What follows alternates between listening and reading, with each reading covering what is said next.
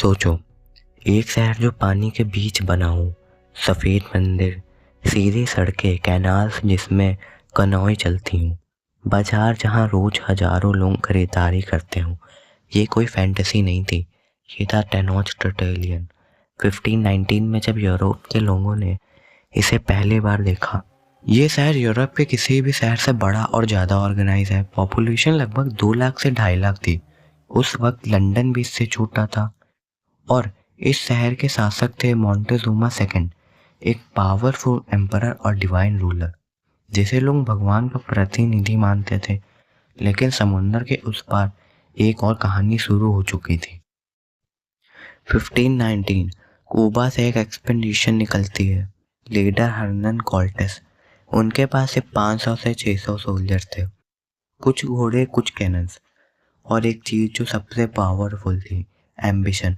Cortes का mission officially exploration था, पर असल में स्पेन उस वक्त नई दुनिया में धन ढूंढ रहा था और एज़टेक एम्पायर के बारे में रूमर्स थे कि वहाँ सोना ही सोना है। लेकिन कॉर्टेस ने एक और चीज़ समझी, डायरेक्ट वार से वो जीत नहीं सकते, तो उन्होंने स्ट्रेटजी चूज की, divide, manipulation, control. Aztec empire powerful था, लेकिन सब उससे प्यार नहीं करते थे। बहुत सी ट्राइब्स एज़टेक को टैक्स देती थी, उनके लोग सैक्रिफाइस के लिए लिए जाते थे। हाँ, ह्यूमन सैक्रिफाइस होते थे। ये एक रिलीजियस रिचुअल था, भगवान को खुश करने के लिए। इस वजह से कुछ ट्राइब्स एज़टेक से नफरत करती थी। कॉर्टेस ने इसी वीकनेस को पकड़ा। उसने एज़टेक एनिमीज जैसे टैलेक्स, कैलन से अलायंस बना लिया। ये सबसे इम्पोर्टेंट टर्निंग पॉइंट था। स्पेनिश आर्मी छोटी थी, लेकिन सब उनके पास हजारों इंडिजीनियस अलायंस थे। ये सिर्फ स्पेनिश वर्सेस एज़टेक्स नहीं था, ये एक सिविल वार जैसी बन गई थी।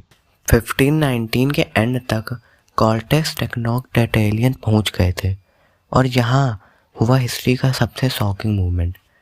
मोंटेजुमा ने उन्हें रोका नहीं, उन्होंने सिटी के अंदर बुलाया। क्यों?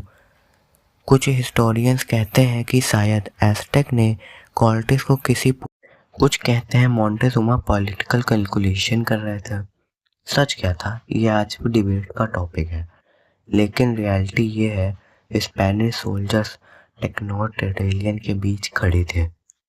एक छोटी सी आर्मी एक बड़े एम्पायर के दिल में थी, और फिर कॉर्टेस ने किया वो मूव जिसने सब कुछ बदल दिया। उन्होंने मोंटेजुमा को हॉस्टेज बना लिया। सोचो, एक एम्परर अपने ही महल में कैदी बन गया। 1520 कॉर्टेस टेम्परेरी सिटी से बाहर गए थे स्पेनिश राइवल को हैंडल करने। उसके पीछे छोड़े गए सोल्जर्स ने एक रिलीजियस फेस्टिवल के दौरान हंड्रेड्स ऑफ एज़टेक नोबल्स को मार दिया। ये बिना वार्निंग के हुआ। सिटी में गुस्सा फैल गया, लोगों ने स्पेनिश पैलेस को घेर लिया। अब सिचुएशन कंट्रोल से बाहर थी। कॉर्टेस वापस आया, लेकिन अब टेनोच्टिट्लान हॉस्टाइल था। मोंटेजुमा को क्राउड को शांत करने भेजा गया। कुछ सोर्सेस कहते हैं लोगों ने उस पर पत्थर फेंके, कुछ कहते हैं स्पेनिश ने ही उन्हें मार दिया। जो भी हुआ, मोंटेजुमा को मार दिया गया। जून 1520 स्पेनिश ने डिसाइड किया कि हमें भागना होगा।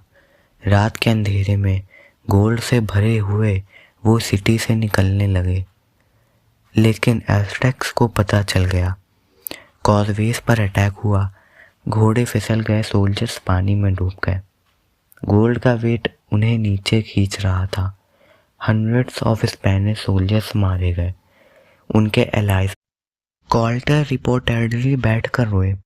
इस रात को हिस्ट्री में कहा जाता है ला नोचे ट्रिस्टे, द नाइट ऑफ सॉरोस। लेकिन कहानी यहीं ख़त्म नहीं होती। 1520 के एंड में एक और चीज़ टेनोच्टिट्लान पहुंची, स्मॉल पॉक्स। यह यूरोप से आया था। एज़टेक्स ने कभी इस डिजीज़ का सामना नहीं किया था, उनके पास इम्यूनिटी नहीं थी।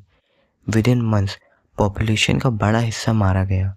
वॉरियर्स, सिविलियंस, लीडर्स, नए एम्परर भी स्मॉल पॉक्स से मारे गए। सिटी वीक हो चुकी थी। कॉर्टेस ने टाइम वेस्ट नहीं किया। मई 1521 कॉल्टस ने सिटी को चारों तरफ से घेर लिया। उसने लेक में शिप्स बनवाई, ब्रिगेंटाइन्स, ताकि एज़टेक की सप्लाई कट हो जाए।